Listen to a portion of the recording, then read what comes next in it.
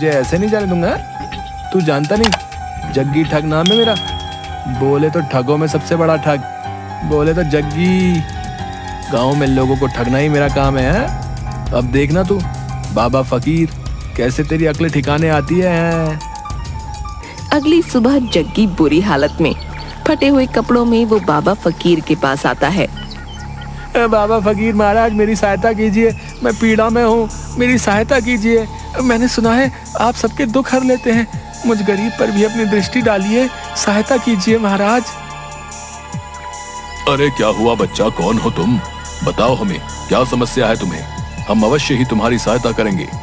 बाबा फकीर, मैं एक बहुत ही गरीब व्यक्ति हूँ, मेरा इस संसार में कोई नहीं है, कई दिनों से एक अन्न का दाना तक नहीं खाया है। हाँ, मैंने सुना है आप बहुत बड़े ज्ञानी हैं, आप मुझे अपनी शरण में ले लीजिए बाबा जी, मैं आपकी सेवा करके अपना जीवन बिता लूंगा, बदले में 2 वक्त की रोटी दे देना। अरे मुफ्त में एक सेवक मिल रहा है, बेचारा कितना भोला लगता है, इससे अपनी खूब सेवा करवाऊंगा। हाँ, रख ही लेता हूं इसे अपने पास, बेचारा मूर्ख इंसान। अरे अरे बच्चा, अगर तुम्हारी इच्छा है कि तुम हमारे पास रहकर हमारी सेवा करो तो इसमें हमें कोई आपत्ति नहीं है। बच्चा, तुम एक अच्छे इंसान लगते हो और ऊपर वाले का संदेश है कि मैं तुम्हारी सहायता अवश्य करूं। आज से तुम मेरे ही साथ मेरी झोपड़ी में रहोगे। ये बात सुनकर जग्गी खुश हो जाता है। बहुत बहुत धन्यवाद बाबा फकीर, आप महान हैं, आपने मुझ गरीब पर इतनी कृपा की, आप महान हैं बाबा फकीर। जिसके बाद जग्गी फकीर के साथ रहने लगता है। जग्गी फकीर की झोपड़ी की साफ सफाई करता, उसके लिए रात्रि का खाना बनाता और उसकी खूब सेवा करता, और फकीर भी ऐसा मेहनती सेवक पाकर खूब खुश रहता। अरे इस ढोंगी बाबा फकीर की जिस धन की पोटली के लिए यहाँ आया हूँ, उसे तो ये हमेशा ही अपने साथ लिए घूमता है। ऐसे में आखिर कैसे चुराऊं मैं इस धन की पोटली को? लगता है मुझे प्रतीक्षा ही करनी पड़ेगी, आखिर कभी तो हाथ आएगी ही इसकी धन की पोटली है।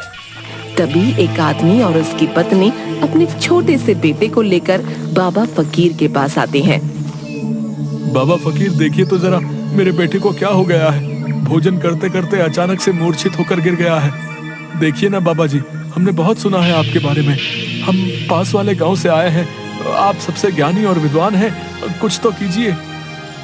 अरे अरे, आप लोग चिंता मत कीजिए, हमें देखने दीजिए। तभी फकीर उसे देखता है और अपनी झोपड़ी में जाता है। झोपड़ी में से एक पेड़ का पत्ता लेकर आता है और बच्चे के मुंह में रख देता है।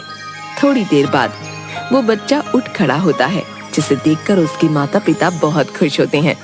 अरे आप तो सच में महान हैं बाबा जी, गांव वाले आपके बारे में एकदम सही कहते हैं, मेरे बच्चे को आपने स्वस्थ कर दिया, आप में महान शक्तियां हैं। बाबा फकीर, आप महान आत्मा हैं, अगर आज हमारे बच्चे को कुछ हो जाता तो हम भी जीवित नहीं रह पाते। आपका बहुत बहुत धन्यवाद बाबा जी। तभी उस आदमी की पत्नी अपने सारे गहने उतार कर फकीर को देती है।